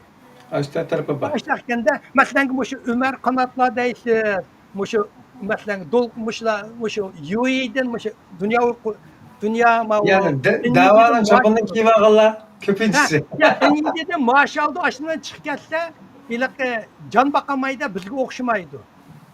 Ben bir incinir bu, ben üzem nereden çıkıp üzemden cinni üzem bekip gitme, bir yere ıksatka bir kayın kanmayım. Ulanmış şunda kısa oldu, lekin qilmaganda ular iqtisod asos qilgan. Masalan, ularning ichida nurg'un gap chechaklarni angladik. Ularning rahbarlaridan neliqi men aralashmayman Turkiyaning ishiga.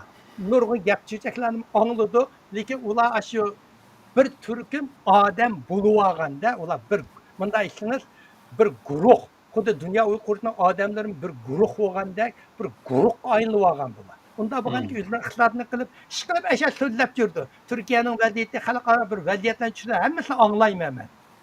Har kunlikni anglab chiqaman men. Men deb qo'yman-ku, mushu meni anglamay deb qolmanglar, men uyimda misha 6 kompyuter ekran bor. Hamma gapni butun to'rtkini xizmatimni qilaveraman, ekran qo'yib qo'yaman, CNN anglayman, qayerda ish kuchini biraqli qo'yib qo'yaman. Asha hamma suhbatni anglayman men dunyoda.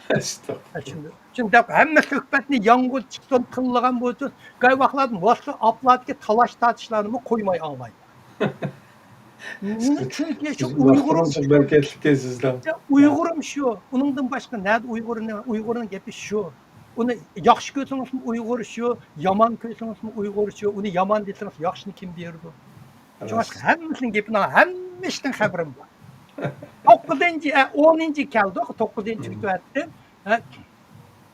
Bu bütün dünyada Amerika bizning erkinlik do'stimiz degan ishonchisini zarba berdi. Hozir ular to'xtatgandan keyin hozir dunyoda haqiqatan Amerika degan nochung zarba berdi. Men bo'lmam shu Erkin Osiyo radiosini to'xtab ketganiga haqiqatan ichim og'riydi. Endi u bo'qqalar.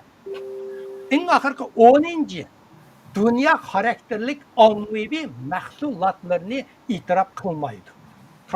Trump dünya xarakterlik ommaviy mahsulotlarni e'tirof qilmaydi. Trump hukumati ko'p taraflik organlar orqali dunyo ommaviy mahsulotlari bilan ta'minlashning hojatini rad qildi. Hozir Oqsaroy klimat o'zgarishining realligiga gumon qiladi. Gumon nima? Ne o'zgardi?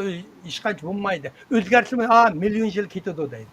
Jonliqlarning ko'p xilligining yemirlishiga sal qaraydi. Nurg'un jonliqlar o'lib ketib bordi, uningga sal qaraydi. Va bulg'unishning zinini tuvallatadi.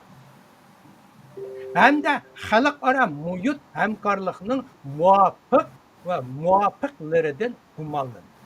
Bularning hammasi masalan gumon bo'lsin, yaxshi bo'lsin, yomon bo'lsin, bu Trump biz Amerika bilan nima munosabati bor? Amerikaga manfaat emas. Bizning pul tepishimizga, boy bo'lishimizga to'sqinlik bo'lamdi, bo'lmamdi. Hammani American first, Amerika birinchi. Amerikani ko'zda tutib Trump hukumati hamma siyosatni shuning orqaga bekitdi. Ya'ni bayatına deyilayotganning hammasi tashqi siyosatku, ha? Hozirgi tashqi siyosat, men bugun tashqi siyosat to'xtatyapman. Amerikaning ichki siyosatiga men bugungi qilganim bu Trumpning mana siyosatining birinchi qismi. Bundan bir keyinlarda qayta hamma kesimlar to'xtamay so'zlaymiz. Trump hukumati dünya sayya boshqarish sistemasidan voz kechdi. Dünya sayya tashkilotdan chekinib chiqdi. Trump hukumati sun'iy aql keltirib chiqadigan bexatarlik andishini va geopolitika keltirib chiqadigan bexatarlik andishini hal qilish uchun xalqaro qoidalarning lozimligini e'tirof qilishni rad qildi. Mayli, hozir masalan sun'iy aql intayin taraqqiyot bordi. Bu hozirgi taraqqiyotda masalan mushu ham 20-30 yilga odamlar qolmamdi, ham sun'iy aql bu kitobda uqmaymiz. Bu sun'iy aql degan hozir o'zining kamchiligini o'zi o'zi tuzab, bir rasmiy odamdek men birini sep qo'ydim to'g'ri, odamdek so'zlab, o'zining kamchiligini o'zlab, odamdan ming xil hassa aqlli ketib bordi. Buni dunyo bir masalanga God like being deydi. Odamlar Xudoni yasayotdi deydi. Bu aqlda hozir bu chunki bu aqlli sun'iy aql odamlar deganga dunyodagi hamma tilni so'zlaydi. Bular kecha kunduz ishlaydi. Hozir 1000 odam qildigan ishni o'zi 1 soatda qilib yetadi. Shuning uchun bu odamlar oz kundan bekor qilishib, mumkin shuning uchun xalqaro birlashib, bu to'g'riliq bir o'rtaq birimi kelayli deydi. Buningga Amerika hukumati, Trump hukumati buning sal qaraydi. Buni Amerikaning tangdoshli hukmronligini qo'lga keltirishni nishon qildi. Sun'iy aql Amerika taraqqildi, biz qilamiz, dunyoni biz siyosatni biz bekitamiz deydi. Mana Trumpizm degan mushu 10 xil narsa Amerika hukumatining Trump hukumati chiqqan yoki Trump hukumatining xalqaroga ko'rsatgan ta'siri. Va bu ta'siri gaylari bo'ldi, gaylari bo'lyotdi, gaylari tek bo'ladi. Trumpizm Amerika o'zi shakllantirgan, Amerika o'zi yasab chiqqan dunyoga zid keladigan inqilobni qo'zg'adi. Amerika o'zi bu hozirgi dunyoni Amerika shakllantirayotgan. Hozirgi Trumpning qo'zg'agan inqilobi mushu o'zi qurib chiqqan dunyoga zid inqilobni boshladi. Bu dunyoni butunlay to'ngtay qilib yetib bordi. Lekin bu inqilob dunyoning har qaysi joylariga tarqalamdi, qarshilikqa duch kelamdi. Amerikaning uzun muddatlik manfaati va inovatiga ziyon solamdi yo'q. Siyosatchilar o'rtasida qizg'in talash tortish bo'lyapti. Nayt qizg'in bu to'g'ri.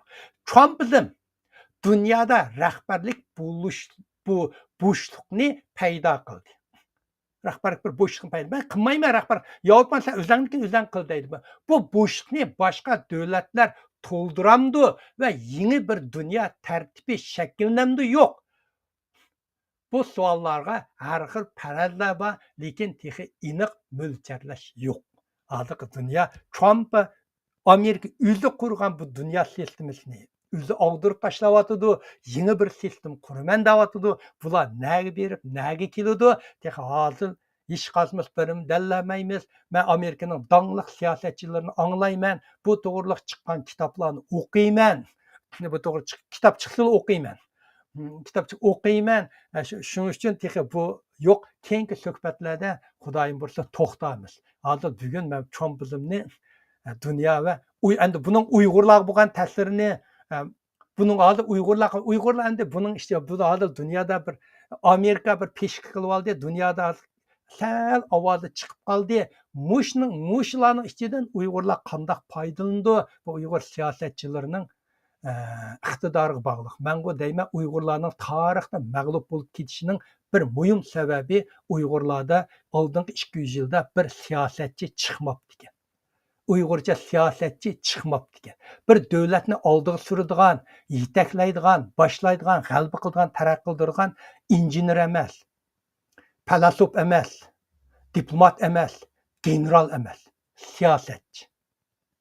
Uyg'urlarda texi siyosatchi degan chiqmabdi ekan. Bunda qarab baqsa bir derikini ko'rmadim. Shuning bilan mening so'zlaydiganim asos tugdi. Siyasetçilik to'g'risidagi xulosangiz sizning o'zingizning shaxsiy tajribasimi yoki Mening o'zimning Uyg'ur tarixini ko'rgandagi o'zimning sizning ko'z qarashingiz shunday? Chunki siyosatchi bo'lmaydi. Bir davlatni Amerikani qildigan, yetaklaydiganlar va Elon Musk'ni chiqib bir 130 kun qo'ysa Amerikani o'ngtay qiladi. U bir shunda ulug' injener. Siyosat degan u bilmay, siyosat deganda kelishim qiladi. Muassar demdik, bir-birlar tunishadigan, chekinadigan, olg'a bosadigan, o'rtoqlashadigan, o'zining fikridan voz kechib, fikrini bir yakan nurg'un ishlar bo'ldi bu illar. Buni qila oladigan, yetaklaydi. Amerikaning yaxshi yeri ulug' siyosatchilar chiqqan. Xitoylarda masalan, Xitoylarda Manching davridan keyin Sun Yat-sen siyosat chiqqan, Manchingni oldirib tashladi. Keyin Mao Zedong bir siyosatchi, iqtisodda bo'lgan bilan Kuomintangni oldirdi. Siyosatchi degan har qanday davlatni chiqsa, shu davlatni yetaklaydi. Gaylar yomon yo'lga yetaklayib yetadi. Gaylar yaxshi yo'lga yetaklayib yetadi. Lenin yetaklab kapitalga taraqqiy qilayotgan davlatni bir lagerga aralashtirib, aylantirib 100 yil xalq jon tortdi. Amerikaning har yil taraqqiy qildi, chiqindi, yili prezidentga siyosatchi bo'ldi. Gitlerning tarixida tarixiy ya'ni nima deymiz uni biografida Gitlerning iqtidorini ko'rgan siyosatchilar shuni o'ziga bosh qilib chiqib, bu eshakni uchirli deb uchirgan ekanda, mana deydi. Biz nima bu dehqonchilik deysak, mana bu uchirsak bo'lgan materiallar ekan deb uchirgan ekan. Başqa siyosatchilarmi bu yerdan siz dunyo ta'sir ko'rsatgan yoki bo'lmasa davlat qurgan, hokimiyat almashtirgan siyosatchilarning ko'pinchisi onisidan tug'ilib yoki shu qo'mondonlik shtabiga yoki shu huquqni qo'llagan taxtga chiqqichi bo'lgan oraliqda uning shu ishni qiladiganligini o'zi bilmaydi. 5 yil tug'ilgan vaqtida demakchi tug'ilib xeyli bir yerga o'zining qanday qilib bu dunyo aşmış davlatga liderlar chiqa olaman degan ideyasi yo'q uningda. U faqat kun sari tirimish jarayonlarida o'zi va atrofidagilar bilan fikrlashib, ham atrofidagilarni qo'llaydi, ya'ni uchiradi, ham buni uchib turadi-da. Shu nuqtadan qaraganda u bir millat yetaklaydigan siyosatchi ham o'zi chiqishga tirishadi ekan, hem millet onu çıkardı ki. Marks'ın bir gibi bağı. Her bir devrinin uluk adamı buludu. Eğer uluk adamı bulmasa, şu devri bir uluk adamını yetiştirdi diye. Mesela Hitler'in devrinde şunda siyasetçiler bu var. Doğru mu? O siyasetçiler lekin şu anki dünya vaziyetini kontrol kumandanlık kılanmıyor. Ular Hitler'in çıktı, ular Hitler'in unchilik nimaligini bilmedi. Hitlerga shu sahne chiqqan zaman Hitler shu yerdagi butun siyosatchilardan qobiliyatli, iqtidorli siyosatchi ekanligini ko'rsatdi. Hitlerni aytishqa hamma siyosatchilarni o'zininki gapini anglaydigan, o'zining nishonida mangdan qilyapti. Bu siyosatchi. Ala bular pochaqchilar. Bular g'uljida chaqchaqchi deydi, pochaqchi deydi. Masalan, Isamkamlar, Nabila, bular chaqchaqchilar. Yani bu çaqçaqlar çıqqandan keyin bularning og'zini tatmaydigan, u yoqdan qo'llab qilib bergan nurg'un tushak bala bularni pochaqchi deydi. Davlatlarning davrida Hitler siyosatchi, u pochaqchi. Leninmi bir siyosatchi. Lenin chiqqanda bu yerda Bolshevik, Menshevik degan ikki partiya bo'lgan. Menshevik cho'ngti, Bolshevik kichikdi. Lekin Lenin bu sakni chiqqandan keyin buning iqtidori, buning qobiliyati münşvikdagi bog'liq siyosatlarni belgitib ketdi. Bu shu davrdagi ulug' siyosatchi. Kommunizm Jungoga kirgandimi bir iqimdi. Bu vaqtda demokratiya batdi, muariflar qutuldirmish davlatlar har xil iqim batdi. Kommunizm Xitoy kirgandimi bir iqimdi. Gongsandan qurilgandimi o ishki odamlar qurgan, Chungdushular qurganda Mavdudo uning ichiga hech ko'rinmagan bir odamdi. Lekin keyin Mavdudo uning siyosiy hammasidan iqtidori ulug' siyosatchi ekanligini isbotlab askarlarni qilib hokimiyatni qo'lga oldi. Shuning uchun o siyosatchi degan davri chiqqandan keyin yetaklab shuni aktalaydigan odam. Uning shu bir fursat chiqsa, masalan Amerikaning eng ulug' farzlaridan birisi Abraham Lincoln. Şu Lincoln. Lincoln chiqqan bir advokatdi. Uni bir ila qor ortab qo'ydi, o'ttirdi iti chiqqan. Uni shu vaqtlarda hamda bunday bir demokratiyalar emas, republik u. Cumhuriyet Partiyasi bunday buni bunday bir saylaqli qilib chiqib qo'yaylik deb chiqirib qo'ygan buni. Bir girmasam. Lekin chiqqandan keyin bu o'zining iqtidori itilib chiqib, ulug' shu davrning emas, Amerika tarixidagi eng ulug' siyosatchining birisi bo'lib bekitildi. Şu nurg'un siyosatlarga fursat kerak. Shu fursat bo'lganda nurg'unlarimiz masalan Uyg'urlar hozirgacha bir Uyg'urlar birlik akilib bunday qilgan bir siyosat chiqmadi. Robimdan chiqqanda, eng chiqqanda dunyo tunji qidim birlikka kelgan. Lekin keyin portlab ketdi. Bumi Robimdanning bir siyosatchi emasligini isbotladi. Faoliyatchi ekanligini, siyosatchi emasligini isbotladi. Demak, agar siyosatchi bo'lib ketgan bo'lsa, shu Uyg'urlarni shu birlik bo'yicha bir davlat bo'lib aktalatga siyosatchi degan bir davlatlik biron kino batdi, Leninning Oktyabr degan ko'rganmisiz? Yo'q. Shu Lenin biron Char partiyasi Rossiya, Germaniyaga palvitdi buni. Oktyabr bo'lgandan Germaniya Lenin endi o Germaniyadagi cho'ng advokatlar so'zlashib, sen meni Rossiyaga qaytarsang, men huquqni ilib Rossiya bilan bo'lgan Germaniyadagi urushni oyoqlashtirmayman birinchi dunyo. Askarlarni chekindirib chiqitaman, sen shu yerdan ol deganda 30 diviziya askarni boshqa yoqqa sala olaysan degandiki, advokat pul berib, hukumatga ma'qul deb Leninni qaytirdi. Lenin qaytib poyezdda qaytib kelayotganda Leninning konvoyi vashili Leninga bir tapanchini berdi. Ma tapanchini tutdi. Lenin yo'q. Mana 10 qurolliq diviziya odamdan bir siyosatchi a'lo degan. Siyosatchi deganda rolimish. Qurolliq askar degan hamma narsalarni bir siyosatchi bo'lsa gurli to'pla oladi. Siyosat bunu toplanmaydi. Xo'jiniya siyosatchi emasga situatdi. Ahmed Qosim siyosatchi emasga 11 bitimga uni so'zladik. Uni oyoqlashtiramiz. So'zladik, u bir siyosatchi emaskan, faqat fursatparastga situatdi. Bizda siyosatchi yo'q. Demak, ham nima bilan Ahmed Qosim bilan so'zlagan ko'patdan Zhang Zhuzhong siyosatchiga. Men keyin so'zladim bu xuyobon o'qib. Shu vaqtida Zhang Zhuzhongning butun qo'lda Urumchida atrofga qolgan butun askari 962. Shu 960 bilan 40 ming milliy armiyani 3 yil asha to'xtatib qo'yib, eng oxiri yo'qdi. Siyosatchi degan mana. Evet, onun hem şu çağda hem akli nimisi bo'lgan, hem onun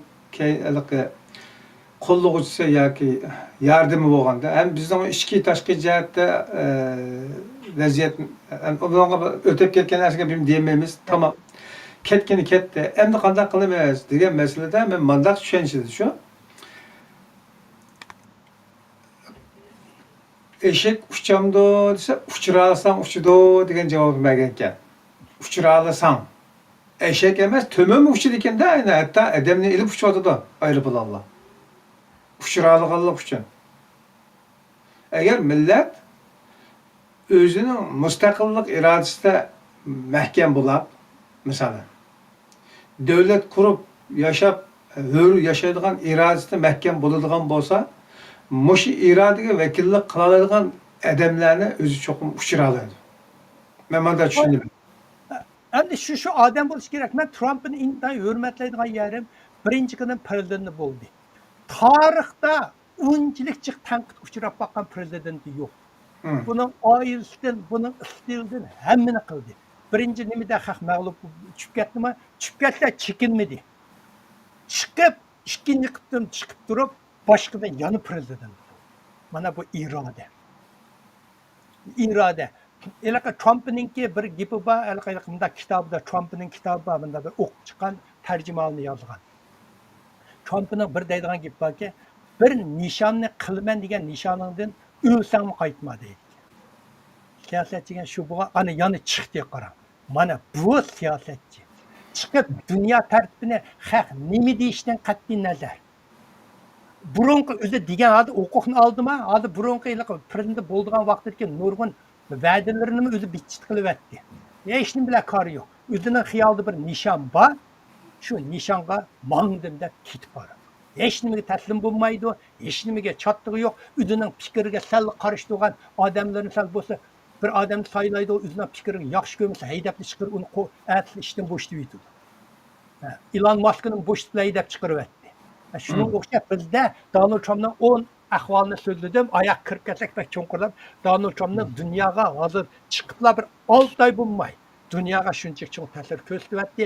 Bu ta'sirninki g'oyatda yaxshi oqibati bo'ldi, yomon oqibati bo'ldi. Endi ko'rmasda shu vaqt.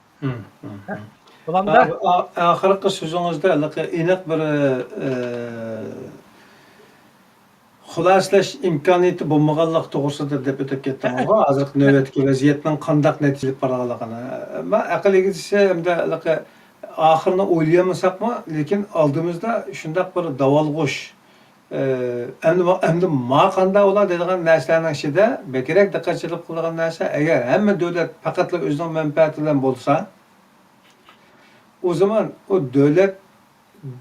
davlatlarninki ichidagi adolatsizlik, hozirgi demokratiya, inson haqlari qatorliq mana qutsal haqlarning dafsanda qilinish qilinmaslik masalasi, ya'ni uninki bexatar yoki kapolati deydi. Bular o zaman davlatlar aro munosabat emas, balki davlatning ichidagi har bir shaxsning munosabati bo'lib qoldi ekan bu. Bo'lib qoldi. Hali o ko'z qarash bor. Shu deyman-ku, shu Amerikaninki kishilik huquqni ilgari surish bu yetakchiligida dunyo shunday cho'ng o'zgarish bo'ladi. Bu bir ko'z qarash. Yana bir ko'z qarash bor. Donald Trump bizning imkonimiz deydi. Biz o'zimizning ishi. Donald Trump bu Arablar, Iroqlar u yoqda so'qash-so'qishyapti. Dunyoda Afrika so'qash bizning imkonimiz, bizning ish qarashimiz deydi. Bu ikki xil ko'z qarash hozir. Endi qaysi bo'ldi? Donald Trump chiqqan 6 oy bo'lmadi. Yani bir neçe aydan keyin kuzatamiz. Ben bir kitap o'zimning shu vaqtlarda o'qib chiqib ko'z qarashlarimni cho'ng olimlarning ben ikki tarafning ko'z qarashini anglayman. İki tarafni anglaymanda, masalan Amerikada NBC bor. Unikini olsangiz ular asosiyatdan demokratiyani so'zlaydi. Fox News bor. Bu asosi Donald Trump shu jumhuriyatni so'zlaydi. Donald Trump nima deydi shuni qo'llaydi. Mas CNN bor. Biraz bu o'ttirib turib so'zlaydi. Mayaqim emas, o'ngga so'ng ketmaydi. Hammasi anglayman shu. Endi shular anglab, endi bu Donald Trumpning bu nimalari, bu vaziyatli dunyo vaziyatlariga biz hozir endi Uyg'urlarga qo'shiq sag'idek salohiyatimiz yo'q. Lekin g'ayratda mushunda vaziyat bo'lgandiki to'g'rilarga chiqib, mushunda bir qor so'zlab o'ttirmizga so'zlaymizga shuning ichidan bir manfaat topa olamiz. Manfaat hamiyat mavjud deydi. Gap sen topa olamsan deydi. Iliqqa bir har qanday masalani hal qiladigan usul bor deydi. Gap sen topa olamsan Amerikalikda. Uyg'urlardan bir gap bor. Ovqatning qorichog'liq har ish o'z yo'li bilan. Shuning o'xshash gapga biz shuni tushunmay o'tib ketib boramiz. Men yana shu oldi ketsam shu Uyg'urlar odam kuchi bor qarang. Men ham odam kuchi bor. Mush Amerikadagi Uyg'urlarni opasmasmi bir davlatni boshqarib ketadi. Kuchi bor. Amerikada o'qigan shun har soat yetishgan odamlar bor. Kuchi bor, yetakchi yo'q, siyosatchi yo'q. Yani bizdeki bu ilmi nimede koordinator deydi ekan, qurashtiruvchi. Shu ekan. Shu. Xayr. O'qiydigan kesibdan bizsa shu ekan dedi, biz yillar ilgari koordinator deb. Haqiqatan yani kelib aşağı kelyapmiz. Bu uşak bir markını yaratmak, uşak bir mesulatla bir dükkanını açıp mağdurmak. Yani bir öz aldığı bir dömbe olmak o kadar ters emezken. Kıyılı boldu ki. Ama dömbelerini bir şey ekilip takılı diye vakti da hazır dağıtkan bir koordinatör. Moşu lazım ki. Siyasetçi. Endi her xil nima qilsangiz, mushlarni siyasetçi birlash. Masalanga o'ylab biqma. Aşu sundungsan huquq talashgan vaqtda Xitoy degan pochini hammasi mushtaq qilib yurgandi. Aşu bir siyaset chiqib Xitoyni qilib manchini oldirib. Mao Zedong yiliqi xat va Mao Zedong inqilob qilgan vaqtida 90% Xitoy xat bilmasdi. Aşu Xitoylarni qo'raklab, nim qilib huquqni oldi. Her qandaq shunda aşı o'zininki nimasiga ashni harakatlantirasi bo'ladi. Hamma narsa mavjudga, harakatlantirgan bir odam yo'qki, afsuski men shundaq odam emaskanman, siz shundaq odam emaskansiz, biz hammamiz shundaq bir odam chiqib Emes. Onun için ben emes, ben bu iş kızıklık adam ben emes deyikemiz biz şu. Şu ama kılanmaymış ki aslında ama o adamlar bütün dünyadaki adamlarla seliştim. Meslek bunda kılıp kıtlarlık bunda asasımız mı yok ki? Dünyanı birleştirilgen bir adam çıkan şu vakti. Ben Amerika çıkan Rabin'den çıkan şu vakti da Rabin'den hürmetinden karıştıganlar mı? Yani kollar yani bir Uyguristan deydiganlar battı. Şula şunda Rabin'den ideyasiga Germaniyada. Ha? Germaniyada. Germaniya boptu birleşeyli deb şulacaq tunji qidim birlashgan Rabindan og'dirib etdi. Shuni degan pochinib ketdi. Endi esleyerek asli kelar. Bo'ldimi? To'xtamdi qamisi. Meydaşta kıldı. Ha bo'ldi. Ko'p rahmat uka. İkram Bey'in 36 yilininki, deb 36 yilning 3-chisini az qoldi tayyorlab bo'ldi. Menga bir nechasini oshto'g'rilik deb ketgan. Uni to'g'ri so'zlaymiz. So'zlaydigan narsa bekchiq. Men oldingi 5-6 oy safar bekchiq bo'lib ketdi. Safar yomon bo'lib ketdi. Men kichkina mag'durlarni ko'rib olay deb berib ketdim. Aqlim hayron qoldi. Dubayga borsam, Dubayda ilim fan mudexonasi bor.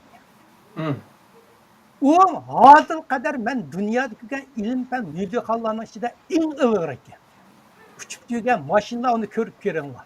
Aşağı Dubayga berib qolsanglar, Dubayda yetib keldim. Abidabog'im bordiq, Makkaga, Madinaga berib, uningki aşağı Riyodga bordiq. Riyodda bir xalqaro davlat mudexonasi bor ekan. Bu davlat mudexonasida ishdan kirgan yerlar mush olamning qanday portlash, cho'ng portlashni kino shaklida shundoq yaxshi ishlabdi. Uyat bo'lsa, Dubayga berib qolsanglar, shu mudexonni cho'qim ko'ringlar. Ilm fan Science Museum'dagi ilm fan mudexonasi cho'qim ko'ringlar. Har o Amerikada, Yevropalarga borsam ko'rma, hech qaysi uningga yaqin keladigan yer emas. Bo'ldimi? Salomlarim. Bo'ldi. Maqna ko'p rahmat uka. Hamma algan qarindoshlarga rahmat. Amagay siz kilar kızım görüşelim. Mak rahmet. Aman bolun. Allah'a emanet. Muhterem qarindoshlar, bugün program bu kadar bo'ldi. Uyg'ur ziyolisi Mevlana Yasin Efendi o'zininki normal hayotning sirtida hobi vaqtlardan foydalanib turib, qimmatli deb qaragan temalarni yig'ib ekilib, har qatim o'xshamagan mazmunlarda bizga program taqdim qilib kelyotdi. Rahmat aytamiz do'stlarga. Muhtaramniki taqdim qilgan programmalarni texnik ko'p insonlarning manfaatini qilish uchun o'rtoqlashib qo'yishingizni tavsiya qilamiz qarindoshlar. Yana bir qatorli program ko'rishcha sizlarga janob Alloh topshirdik. Omon bo'linglar. Assalomu alaykum va rahmatulloh.